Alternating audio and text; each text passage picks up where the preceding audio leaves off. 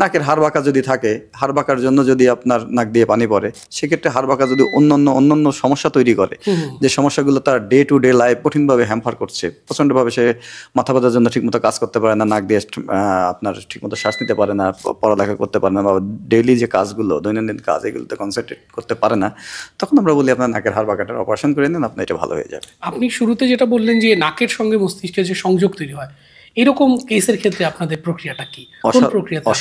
অসাধারণ একটি কোশ্চেন।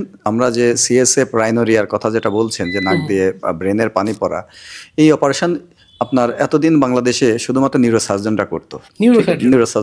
মানুষজন যেহেতু ব্রেনের পানি নাক দিয়ে পড়ে, তাহলে ব্রেনের পানি নিউরোসার্জনের কাছে যেত। এটা কিন্তু আমরা সাকসেসফুলি দীর্ঘদিন ধরে করছি।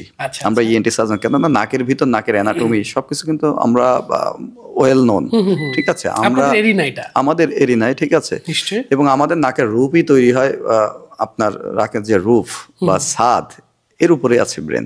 আমরা কিন্তু এটা খুব সুন্দরভাবে আপনার রিপেয়ার করে দিতে পারি। এমন কেউ যে মেনিঙ্গোএনকেফালোসিল বা মেনিঙ্গোসিল, যেটা ব্রেন নাকের ভিতর দিয়ে চলে আসে, ওইটাও কিন্তু আমরা অপারেশন করছি।